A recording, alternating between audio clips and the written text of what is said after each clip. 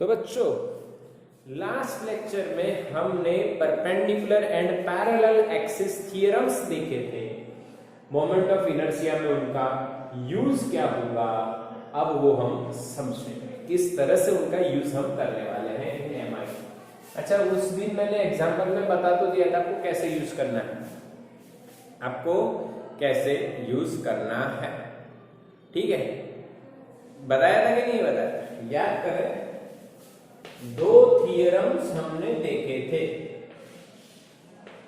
पहला होता है पैरेलल एक्सिस, भाई दूसरा होता है perpendicular axis. Parallel axis theorem में यहां पे आपको बता देता हूं, if you know the I about the axis which is passing from the center of mass, then you can calculate moment of inertia about any axis which is parallel to this one. This distance between two parallel axes is d, mass of the body is m, so that you can remember this equation ICM plus md square. This is the moment of inertia of parallel axis theorem. Now बच्चों, perpendicular axis theorem. This theorem is applied to the planar bodies. जो body कोई एक plane में हो उस पे apply हो सकता है। अब आपको पता है, मैं यहां पे x, यहां पे y और ये z एक्सिस लिख दूं, ये ओरिजिन लिख दें। तो एक बॉडी मान लेते हम लोग xz प्लेन में पड़ी हुई है। A body is in xz plane, then which one is the perpendicular? Y. Suppose the mi is iz for about z axis. अगर ये बॉडी z एक्सिस के अबाउट घूमती है तो mi होती है iz।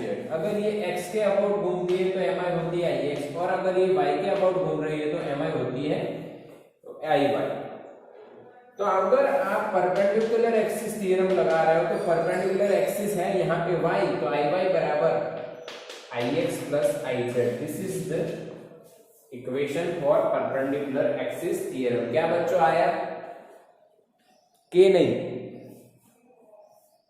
आया? के नहीं बताओ, याद है ना? चलो ठीक है, इनके यूज भी देख लिए थे, थोड़े थोड़े थोड़े याद है कि नहीं? मैसेज करिए बच्चों। आज हम शॉर्टकट देखेंगे। जो हमारे पास एक टेबल है 7.1 उसका, ठीक है, उसमें जो रॉड था उसका हमें पता है, ये रॉड है, ये सेंटर से पास होती है, एक्सिस के अबाउट mi है, ml square by 12। l is the length of the rod and m is the mass of the rod। क्या बच्चों ये याद है? हाँ के ना? याद है तो हाँ, नहीं तो ना। डिराइव किया था मैंने, आपको समझाया था how to find out mi about an axis,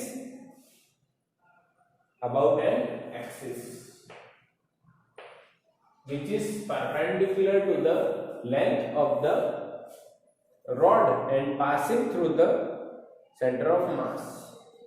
अच्छा, क्लियर है ना सबको? ओके बच्चों, स्टार्ट करते हैं। बच्चों हमारा लेक्चर जो स्टार्ट होने से पहले ही कई बार स्टार्ट हो चुका है। Okay, let's start again. कुछ कम्युनिकेशन इश्यूज था इसीलिए वीडियो पॉज हो जाती है। वीडियो में आप देखो कंटिन्यू दिखेगा, आपको चिंता नहीं करनी है। बट ये रॉड का आपको पता है i = ml²/12। अच्छा, कहां से पता है? सेंटर ऑफ मास से। किसके परपेंडिकुलर? लेंथ के। ऐसी एक्सिस के अबाउट आपको क्या पता है? mi।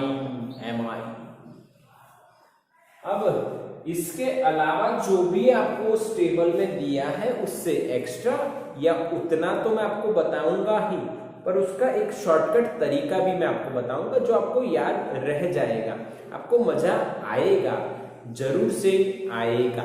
तो मैं आपको एक ट्रिक देता हूं, वो समझिए टेबल नंबर 7.1 के लिए। तो बच्चों मैं यहां पे लिखता हूं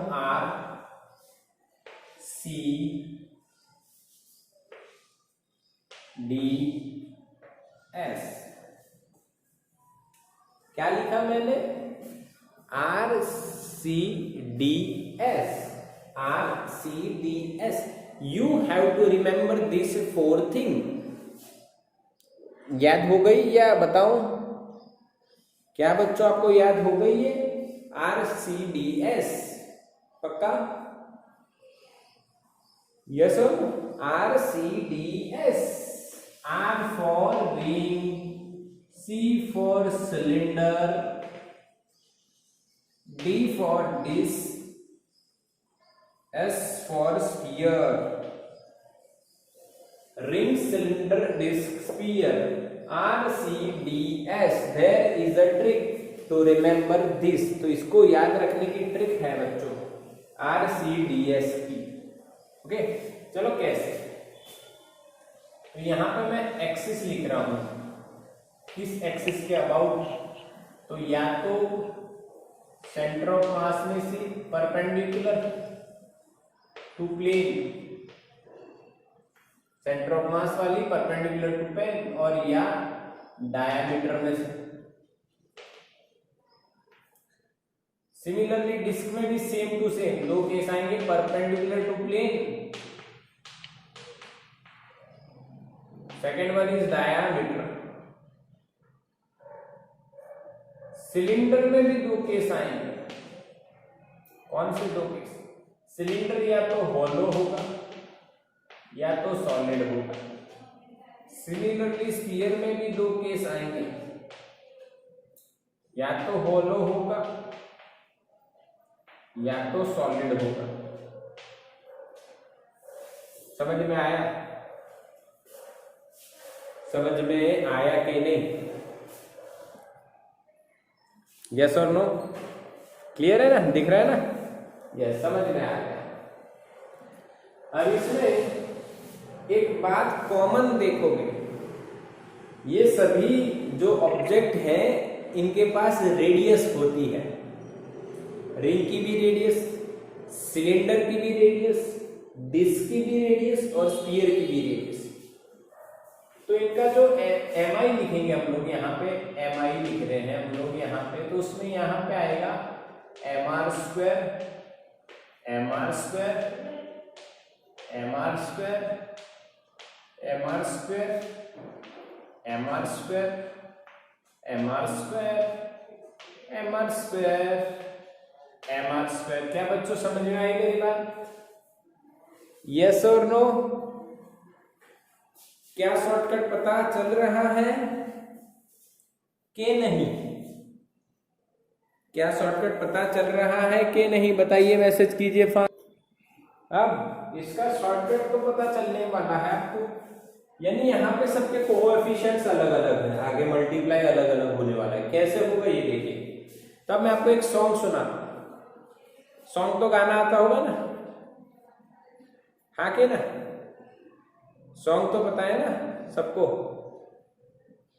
चलो पूछते हैं, किसका सॉन्ग कौन सा फेवरेट है? चलो पूछते हैं, किसका पूछे? देव, देव तेरा कौन सा सॉन्ग फेवरेट है? मैसेज करो। देव, कौन सा सॉन्ग तेरा फेवरेट है बच्चे?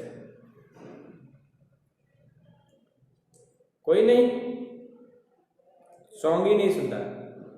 अच्छा, देव का मैसेज आ रहा है, चाहे कोई मुझे जंगली कहे।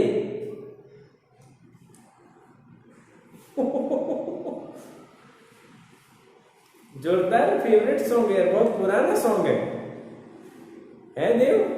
अच्छा है, चलो अपनी अपनी पसंद होती है भाई। देव का फेवरेट सॉन्ग है चाहे कोई मुझे जंगली कहे। ठीक है भाई। Okay okay. तो यहाँ पे एक रिथम बनाई हुई है, एक सॉन्ग बनाया हुआ है, सॉन्ग तो नहीं कह सकते, एक रिथम बनाई हुई है। रिथम, रिथम तो पता है वैसे कुछ ऐसी सेट हो जाती है, देखो सुनना है, समझना है, एक बार में नहीं याद रहेगी, 2-4 बार याद करना पड़ेगा, पर आ जाएगी जरूर। यहाँ पे जो मल्टीप्लाई में आएंगे तो यहाँ पे रहेगा 1 1/2, 1 1/2, 1 1/2, 1 1/2, 1/2, 1/4, 2/3, 2/5। This is the technique.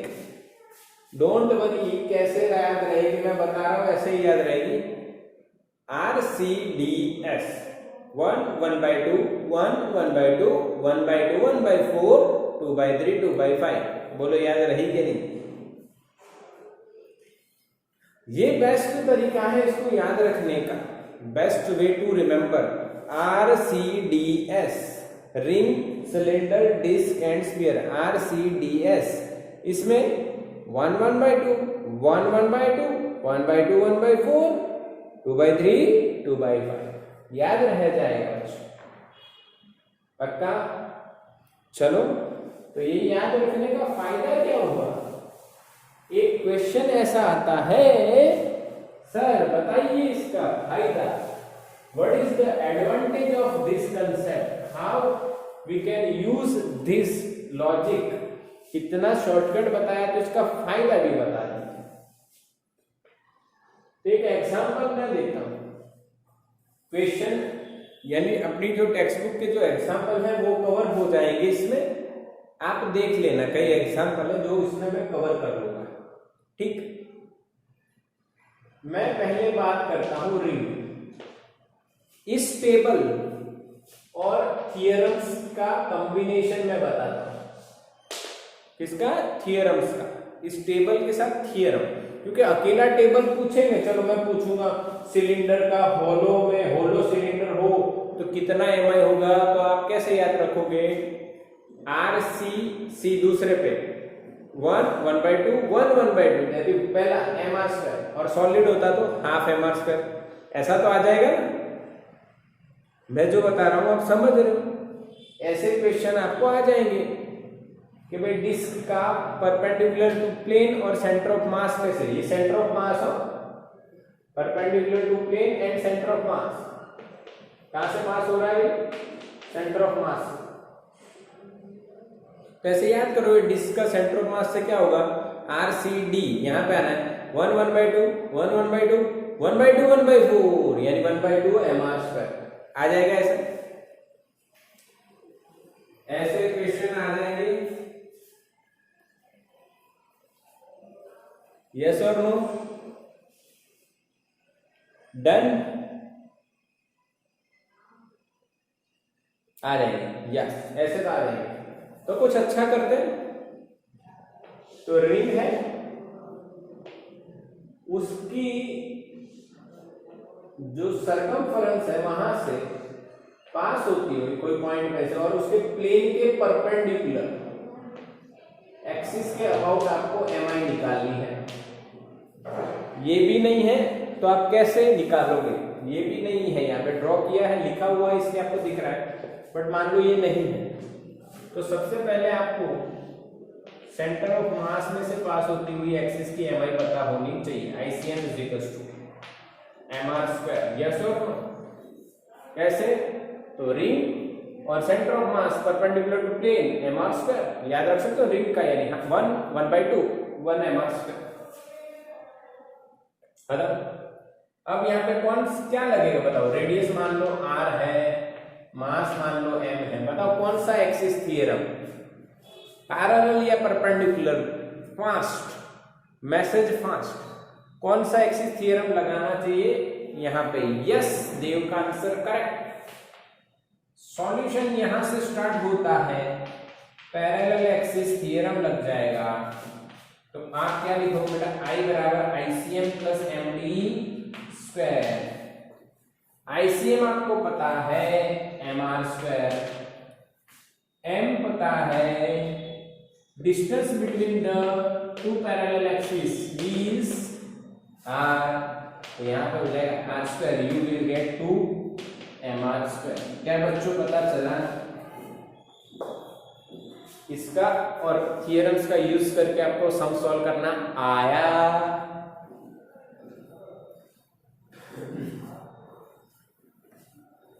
बच्चों आ गया। एक और एग्जांपल रिंग का ही लेते हैं।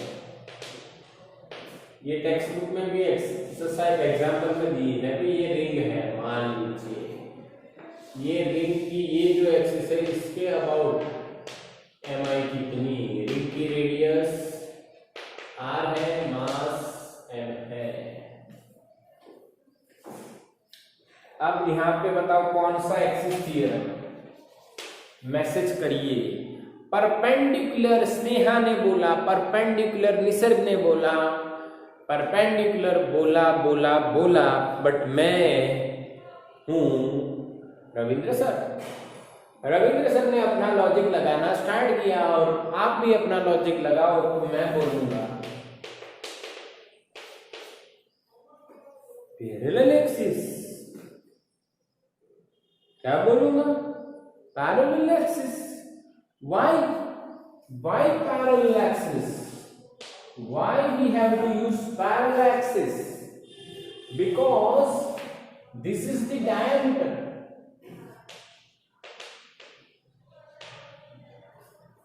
And we all know what is the moment of inertia about the diameter.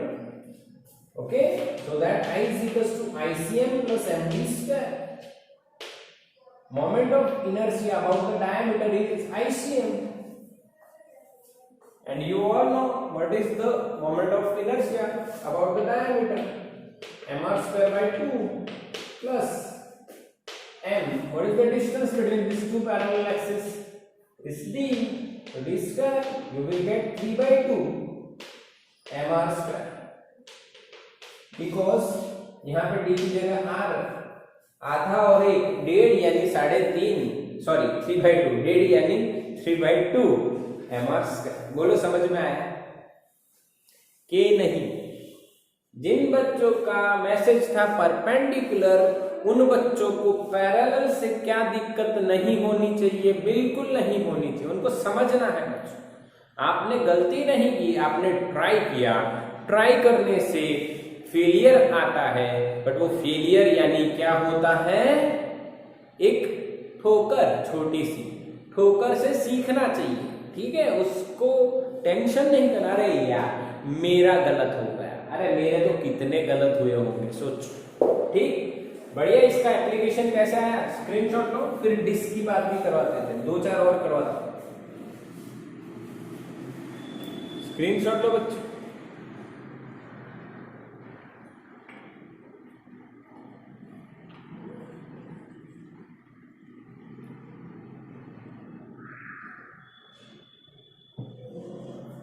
Done. चलो अब हम बात करते हैं डिस्क की। रिंग जैसी है इसीलिए बात कर लेते हैं, सिंपल में खत्म हो जाएगा। या फिर आप सारे की कोई भी बात कर सकते, इसमें कोई दिक्कत वाली बात नहीं है बच्चों। गोला ले सकते हो, डिस्क ले सकते हो। मैं एग्जांपल लेता हूं डिस्क का। बच्चा डिस्क में मैंने पूछा आपको, ये डिस्क है और ये ICM है, कितनी होगी? तो आप हिसाब लगाओगे सर R C D 1 1/2 1 1/2 1/2 1/4, तो 1/2 mr स्क्वायर। फिर मैंने बच्चों आपसे पूछा कि इसके एज में से पास होती इस एक्सिस की mi कितनी, तो बताओ आप क्या लगाओगे? पैरेलल या perpendicular? Parallel, yes, parallel axis theorem लगाओगे आप, ठीक है? तो I बराबर ICM plus md square. ICM is half mr square plus mr square, क्योंकि d is r, you will get 3/2 mr square. क्या बच्चों समझ में आ रही है मेरी बात? यस, ओके, कोई डाउट है? नहीं ना? ऐसे कोई भी ले सकते हो एग्जाम्पल। मान लीजिए आपको दिया गया है एक सॉलिड स्फीयर और ये उसका सॉलिड स्फीयर का कोई यहां से एज, इसके अबाउट आपको एमआई निकालनी है बाय। तो सॉलिड स्फीयर है तो ये उसके सेंटर ऑफ मास में से पास होते हुए एक्सेस, इसका आइसोटोप आपको पता है 2/5 mr²। बताइए पैरेलल या परपेंडिकुलर? पैरेलल या perpendicular?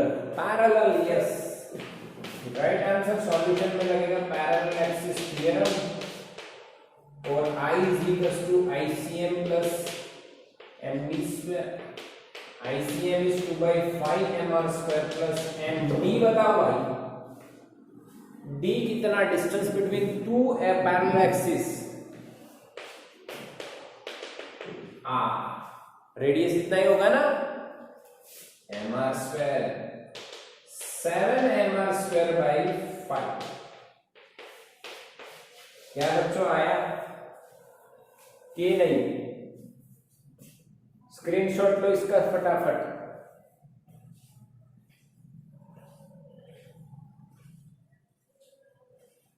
Take the screenshot.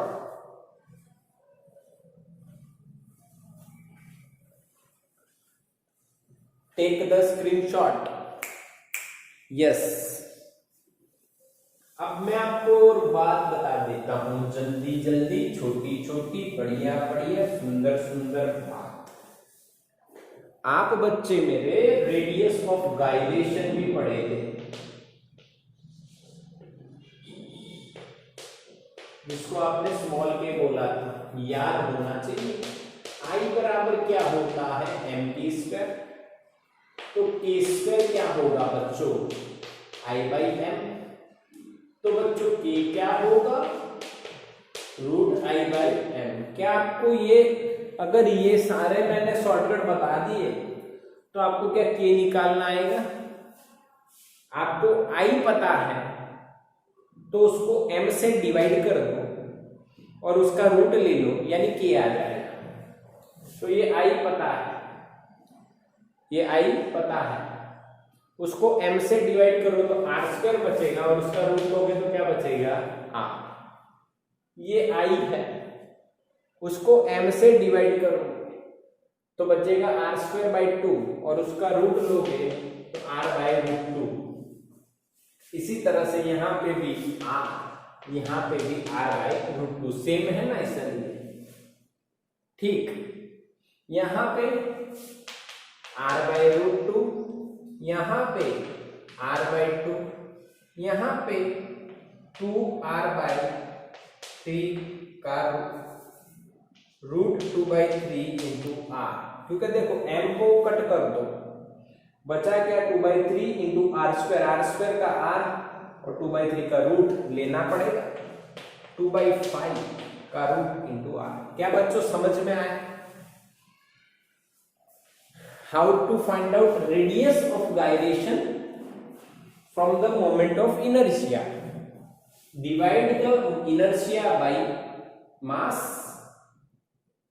and take its root. You will get radius of gyration. This is the simple technique. Okay. How to find out radius of gyration? If you know the mi, simply divide mi by the mass and take its root. You will get the radius of gyration. क्या बच्चों आपको एक question ये होता है कि इनका तो सेम टू सेम है, हाँ के ना? Why रिंग एंड सिलेंडर, वो भी हॉलो,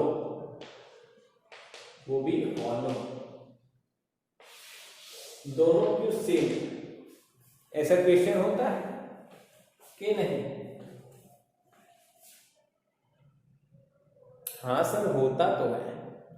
तो बच्चों रिंग और हॉलो सिलेंडर क्या सेम नहीं है? यस सेम है।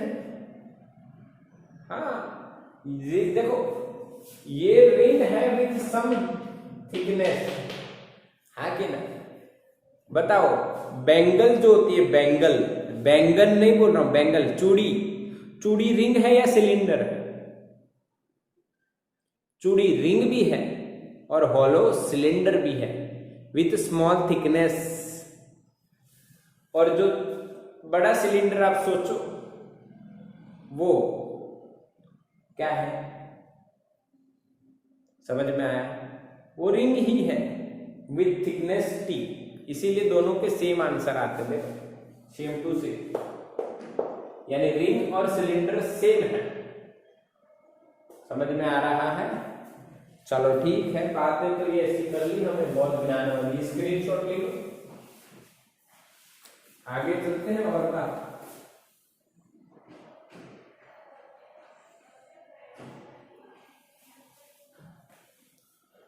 चलेगा नहीं? चले? Yes done.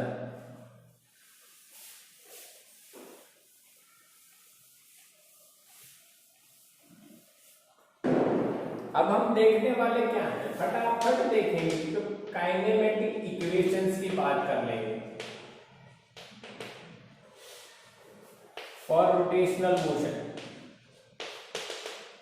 If a body performing rotational motion about a fixed axis, then we can derive its kinematic equations. For example, suppose, अच्छा बच्चों आते हैं कि नहीं आपको?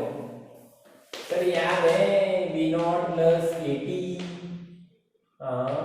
D is equal to v nought t plus half a t square, b is equal to v plus v nought by 2 into t, 2 a d is equal to v square minus v nought square. क्या बच्चों ये याद है? Yes और no?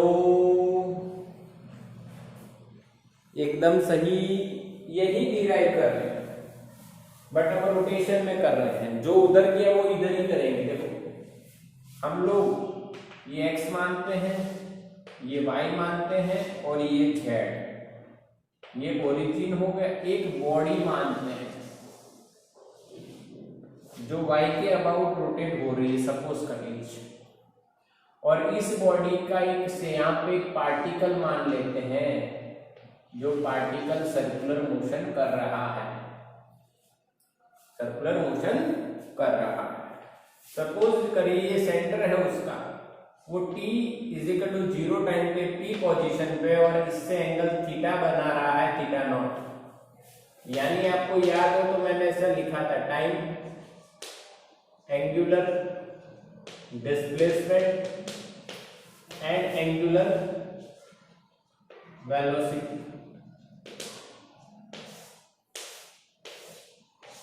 Time 0, angular displacement from the y axis is theta naught, और rotational axis से theta naught, और angular speed suppose कर लो ओमेगा नॉट है। मान लो यहाँ पे एक्सेलरेशन मिल रहा है अल्फा। अब अल्फा किधर है? तो ऊपर के डायरेक्शन में, क्योंकि रोटेशन इधर है तो ऊपर की डायरेक्शन में ही अल्फा हम मानते हैं। तो थोड़ी देर बाद वो कुछ एंगल चेंज करेगा, कितना हो गया मान लीजिए थीटा, पहुंच गया कहाँ पी डैश। उस समय मान लो टाइम हुआ टी, एंगल हुआ थीटा, वो वेलोसिटी बढ़ के हो गई ओमेगा। क्या बच्चों समझ में आ रही है मेरी बात? क्या मेरे बच्चों बात समझ में आ रही है? क्या कुछ याद आ रहा है? 0t x0 x v not v, yes. बस तब सॉल्यूशन स्टार्ट करते हैं। तो फटाफट पहले तो हम लिखते हैं यहाँ पे एंगुलर एक्सेलरेशन, यानी अल्फा बराबर delta omega by delta t. Delta omega यानी बच्चों omega minus omega not by t. Delta omega, omega nought minus omega not और टाइम टी। इससे आपको मिल जाएगा omega is equal to omega not t plus, sorry omega is equal to omega not plus alpha t. This is the equation number 1। सही है ना? ये t इधर है alpha T, minus omega nought alpha T के पास आएगा तो omega not plus alpha T हो जाएगा। दूसरा इक्वेशन लाते हैं, एंगुलर डिस्प्लेसमेंट से इज इक्वल टू क्या होता है, average angular velocity into time. क्या बच्चों याद है, डिस्प्लेसमेंट यानी वेलोसिटी इनटू टाइम। डिस्प्लेसमेंट यानी क्या होता है बच्चों, वेलोसिटी इनटू टाइम। डिस्प्लेसमेंट कितनी, theta minus theta naught. Average angular velocity कितनी, omega not plus omega naught sorry omega by 2 into time interval T. This is the equation number 2। क्या बच्चों याद आया कि नहीं? एवरेज वेलोसिटी कैसे निकाली, 2 है तो 2 का एवरेज, दोनों का addition by 2, time interval t, displacement theta minus theta nought. अब तीसरा इक्वेशन लाते हैं। कैसे, इस इक्वेशन में ओमेगा की वैल्यू रख देते हैं। Put omega is equal to omega not plus alpha t in equation number 2। ठीक रख देते हैं इसमें, तो हमें मिलेगा थीटा माइनस थीटा 0 बराबर omega not plus omega nought alpha t by 2 into t. क्या बच्चों समझ में आया? Put omega is equal to omega not plus alpha t from equation number 1। Equation number 1 यही रहेगा, सिंपल। तो इससे कौन सा इक्वेशन मिल जाएगा, theta minus theta nought is equal to omega not t plus half alpha t square. ये half है। क्या बच्चों इक्वेशन नंबर 3 हो गए? क्या बच्चों समझ में आया? क्या मजाक चल रहा है? अरे sir simple, omega naught 2 omega not by 2 यानी ओमेगा नॉट और इनटू टी तो omega not t, alpha t by 2 into t यानी t square, alpha t by 2 into t square यानी हाफ अल्फा टी स्क्वायर आपका होगा। अब बच्चों क्या करेंगे, चौथा इक्वेशन, लास्ट इक्वेशन कैसे लेके आएंगे, देखो देखो देखो देखो देखो। पुट इसमें ओमेगा की वैल्यू रखी तो तीसरा इक्वेशन आएगा, टी की वैल्यू रखोगे, put t is equal to omega minus omega nought upon alpha in equation number 2 from equation number. Shortcut तरीका ये है याद रखने का कि इस इक्वेशन में ओमेगा की वैल्यू रखोगे फ्रॉम इक्वेशन 1 और टी की वैल्यू रखोगे फ्रॉम इक्वेशन 1 तो दोनों इक्वेशन मिल जाएंगे। तो ये रखते ही हमें क्या मिलता है, देखो theta minus theta nought is equal to omega plus omega not by 2। इसको लिख रहा हूं, ओमेगा पहले लिखा है, ओमेगा नॉट बाद में लिखा है और ये लिखा है इनटू टी है, इनटू टी है बच्चों। यहाँ पे 2 ऐसे कर देते हैं, ये हिंदी या गुजराती वाला तो सही नहीं तो समझ में नहीं है। Omega minus omega nought upon alpha, ये टाइम कहां से आया, यहां से आया। अभी देखो टी को सब्जेक्ट बनाओ, omega minus omega nought upon alpha, omega minus omega nought upon alpha.